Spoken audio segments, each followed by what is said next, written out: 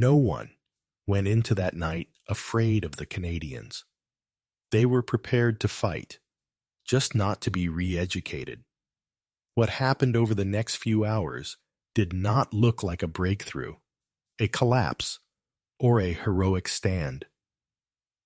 Yet when morning came, the way Canada was spoken about had changed, quietly, permanently.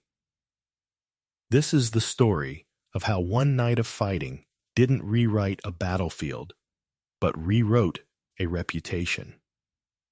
Before the first shots of that night were exchanged, Canada already occupied a clearly defined place in the mental maps of those preparing to fight. It was a place shaped less by battlefield drama than by reputation, orderly, reliable, and largely unremarkable. Within Allied planning circles, Canadian units were considered competent and disciplined, but rarely decisive. They were expected to perform well within established frameworks, to hold ground, to follow doctrine, and to endure. They were not expected to surprise. This perception was not born of disrespect. On the contrary, Canada's forces were often praised for professionalism and steadiness. But praise of that kind carried an implicit ceiling. In military culture, to be seen as dependable can also mean predictable.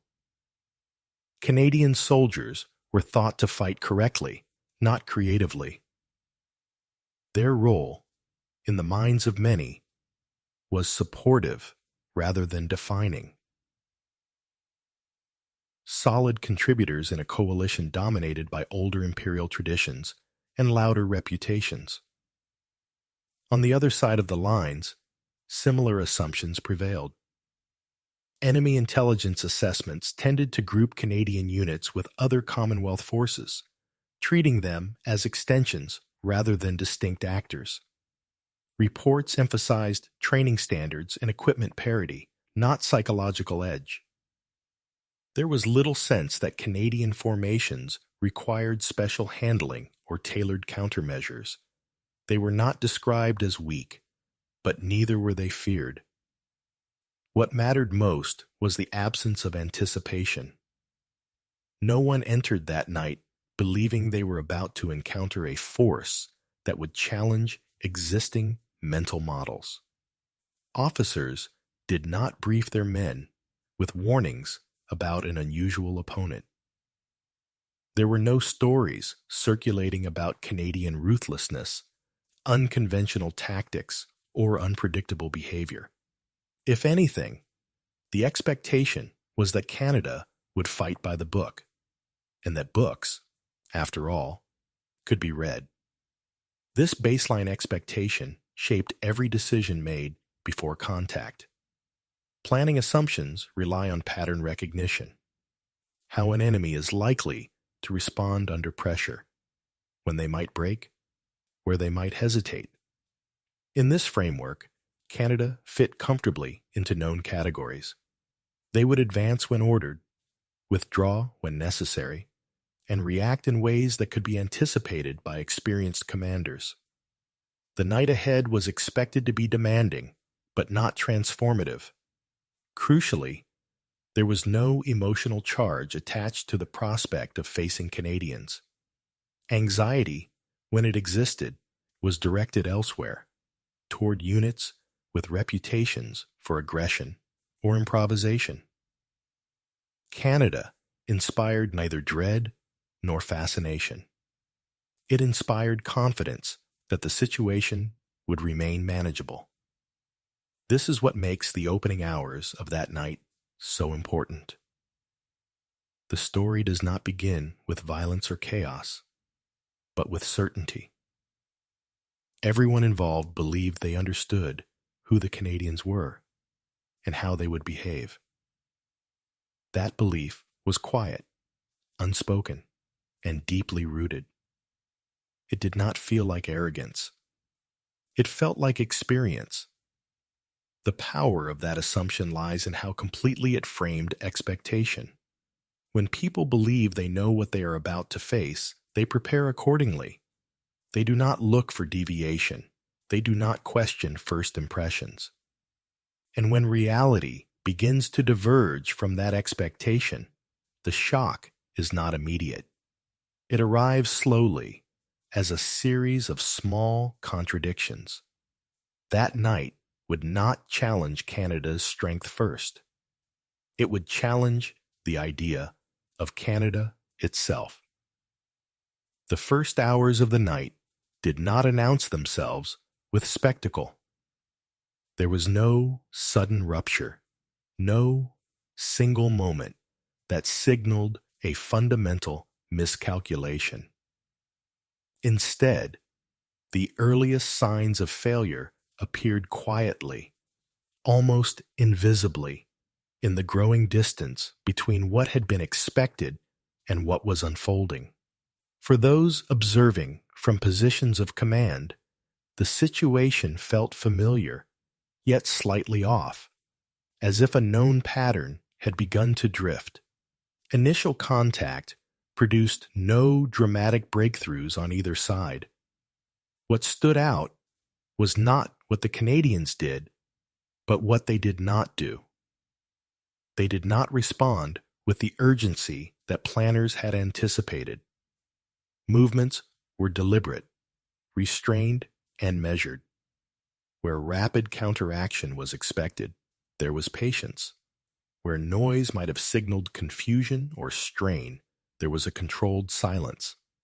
These details were subtle, but they accumulated. Early reports from forward elements reflected this uncertainty. Language remained cautious, even dismissive at first. The Canadians were described as holding, probing, maintaining position. None of this seemed remarkable, yet beneath the surface, an unease began to form. The tempo felt wrong. Time passed without the familiar markers of escalation or collapse. For commanders accustomed to predictable responses, this absence of clarity was unsettling. What complicated matters further was the lack of obvious weakness. The Canadians did not overextend, nor did they appear hesitant. They absorbed pressure without signaling strain. Attempts to provoke reaction yielded little. Positions remained coherent. Communication, as far as it could be assessed, appeared intact. There were no signs of the disorder that often accompanied night fighting. This was not the behavior of a force reacting to stress. It was the behavior of one managing it. As the hours advanced, discrepancies between expectation and observation became harder to ignore. Officers began to request clarification. Was this restraint temporary? Was it masking an impending shift? Or was it the fight itself? No clear answer emerged. Reports contradicted one another, not in facts, but in interpretation. Some described inactivity. Others described quiet control. The difference between those two interpretations would soon become critical. What had not yet occurred was any loss of confidence. The prevailing assumption that Canada would ultimately conform to known patterns remained intact. Many believed the situation would resolve itself once pressure increased or daylight approached. This belief delayed adaptation. After all, if the opponent is behaving unusually but not dangerously, there is little incentive to rethink strategy. And yet, something had changed. Without fanfare, the Canadians had altered the psychological rhythm of the engagement. By refusing to act as expected, they denied their opponent a sense of narrative. There was no story to tell yet, no push, no retreat, no mistake to exploit. In warfare, Uncertainty can be more destabilizing than aggression, and the early hours of that night introduced uncertainty where none had been anticipated. The shock had not arrived, but the conditions for it were being set.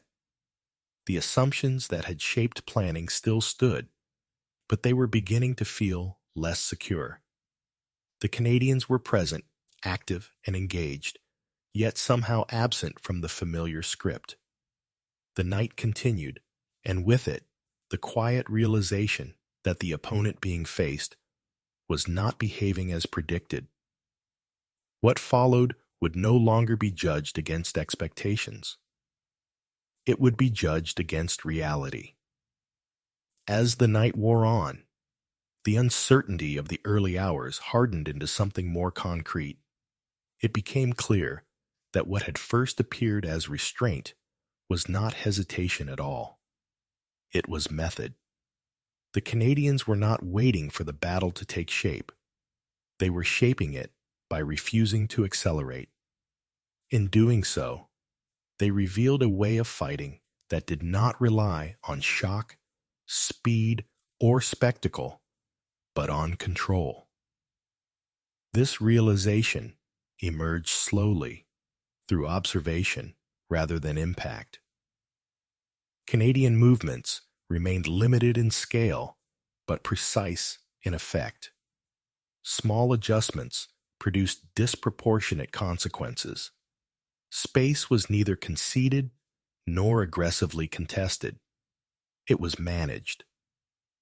Attempts to force a reaction met with no dramatic counterstroke, only subtle repositioning. The front did not fracture, yet it did not remain static. It shifted almost imperceptibly, enough to unsettle those trying to read it. What made this approach difficult to counter was its lack of emphasis on decisive moments. There was no obvious point at which the Canadians appeared vulnerable or overcommitted.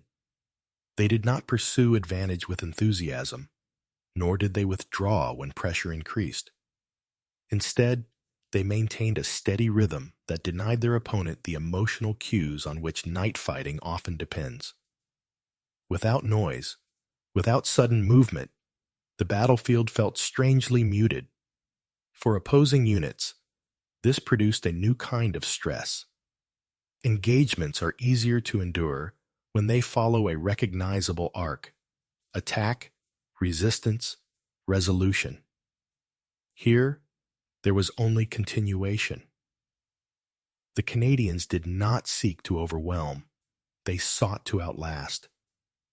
Their actions suggested confidence not in a single maneuver, but in the cumulative effect of many small, controlled decisions. It was an approach that offered no clear target for disruption. As this pattern became evident, the tone of internal reporting began to shift. Descriptions moved away from the language of capability and toward that of uncertainty. Canadian units were no longer characterized simply as disciplined or well-trained, but as difficult to read and hard to fix. The problem was not that they were doing something extraordinary. It was that they were doing something unfamiliar. The psychological toll of this unfamiliarity grew with each passing hour. Fatigue set in without the relief of resolution. Decision-makers found themselves reacting to absence rather than presence, to what was not happening rather than what was. The Canadians were not dictating the battle in the traditional sense, but they were dictating its tempo. By controlling pace, they controlled perception. This method also carried an implicit message. It suggested a force comfortable with ambiguity, untroubled by the lack of immediate progress. That confidence, quiet and unexpressed, was perhaps the most destabilizing element of all. It implied preparation not just for combat, but for endurance, not for victory in a moment, but for dominance over time. By the midpoint of the night, it was no longer possible to dismiss the Canadian approach as temporary or incidental. It was coherent, deliberate, and sustained. The assumptions of predictability that had framed the encounter were now openly strained. The opponent was not behaving incorrectly. They were behaving differently. And in that difference lay the growing recognition that this was not the Canada that had been expected. The moment control began to slip did not arrive with a dramatic reversal. There was no single engagement that could be isolated as the turning point, no incident dramatic enough to dominate later accounts. Instead, the loss of control emerged gradually through accumulation. Small decisions became harder to make. Minor adjustments produced unintended consequences.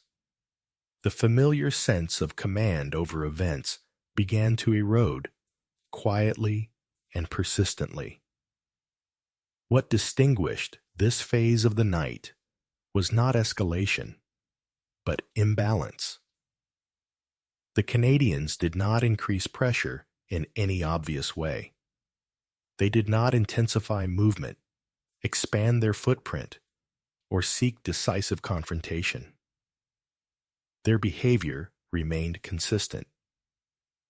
Yet that very consistency began to have asymmetric effects. While Canadian actions stayed measured, opposing responses grew uneven.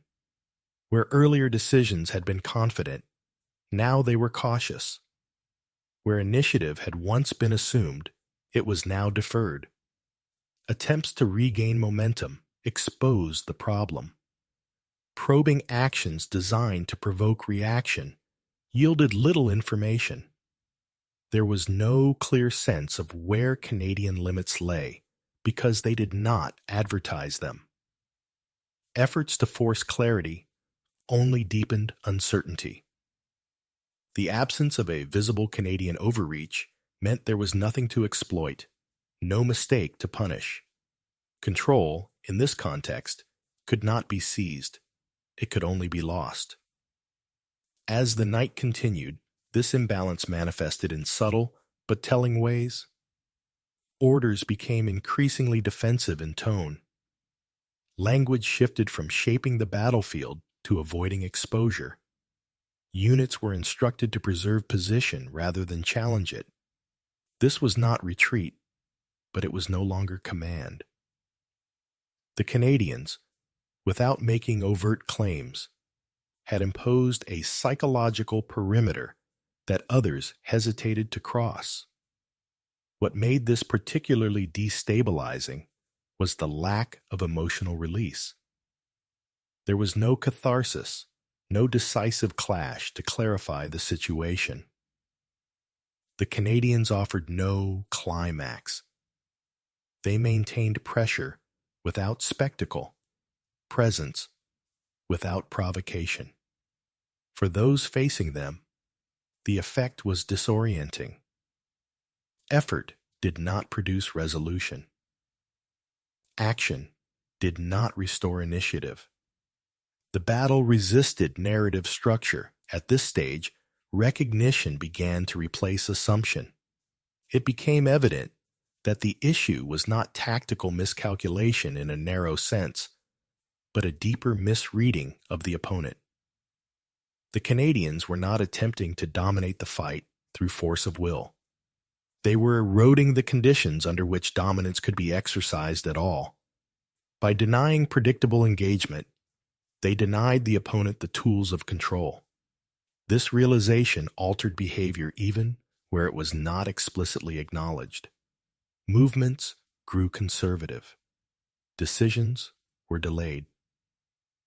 The desire to avoid contact with Canadian units, rather than to seek it, became noticeable. This was not fear in the dramatic sense, but caution born of uncertainty. The Canadians were now perceived less as a problem to be solved, and more as a condition to be endured. By the time this shift became apparent, it was already too late to reverse. Control, once surrendered, could not be reclaimed through force alone. The Canadians had not seized it outright. They had allowed it to drain away. The night had not been lost in a moment. It had been seeded slowly through a growing inability to impose meaning on events. What had begun as a manageable encounter had become something else entirely. Not because the Canadians had changed, but because the assumptions surrounding them had finally collapsed.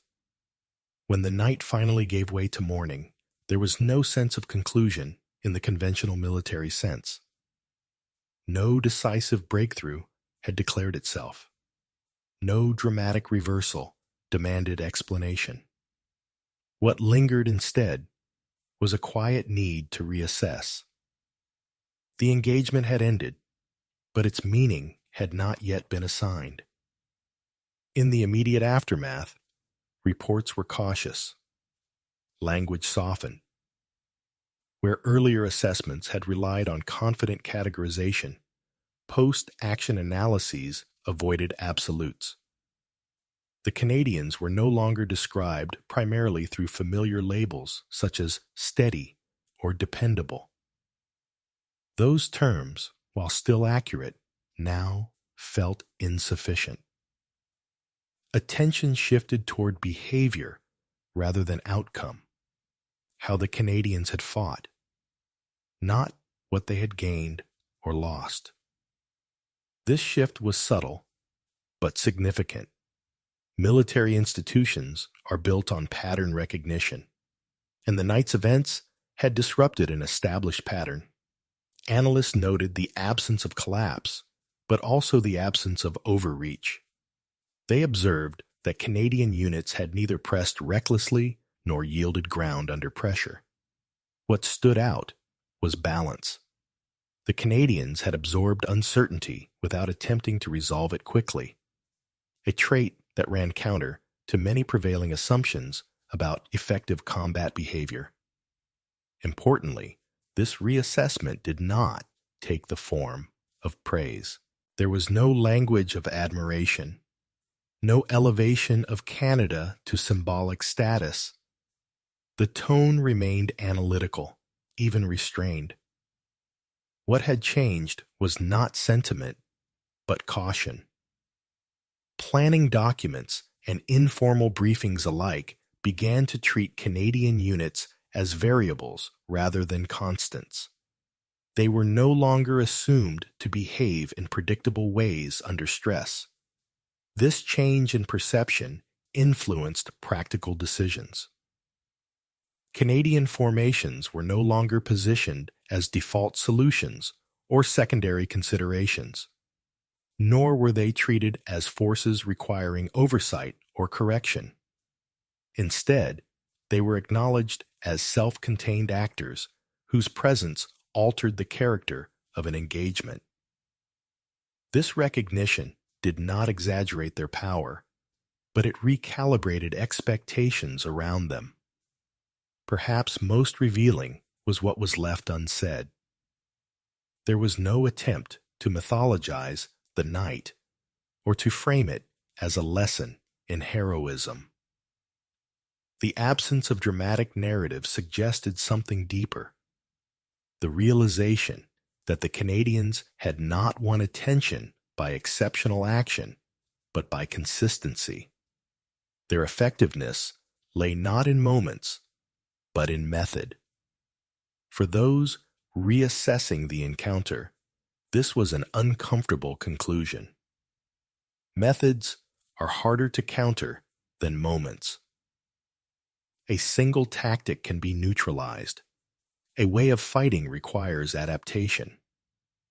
The Canadians had demonstrated a form of operational confidence that did not depend on momentum or spectacle. That confidence, once recognized, could not be easily dismissed. By the time formal evaluations were complete, the language surrounding Canada had changed permanently, if quietly. They were no longer discussed as a known quantity. They were discussed as a factor, not unpredictable, but resistant to simplification, not dominant, but consequential. The night had passed without celebration or condemnation, yet it had left behind a recalibrated understanding. Canada's reputation had not been elevated through acclaim, but reshaped through acknowledgement. In military terms, this was perhaps the most enduring outcome of all. In the weeks and months that followed, the night did not acquire the features of legend. It was not transformed into a story retold for morale or absorbed into grand narratives of victory. There were no slogans drawn from it, no iconic images to fix it in public memory. Yet within professional military circles, its influence endured in a quieter, more consequential form. It altered how Canada was thought about. What changed was not an assessment of Canadian strength in isolation, but an understanding of Canadian presence. The night demonstrated that Canada did not need to dominate an engagement to shape it. Their method of fighting resisted simple classification. It did not seek decisive moments or dramatic resolution, but it produced effects that accumulated over time. This made Canada difficult to plan against, not because of unpredictability, but because of restraint. In subsequent operations, this understanding subtly informed expectations. Canadian units were no longer approached as neutral contributors whose behavior could be assumed. Their involvement became a factor that required consideration. Commanders adjusted not because Canada had proven superior, but because it had proven consequential in ways that defied easy modeling. This distinction mattered.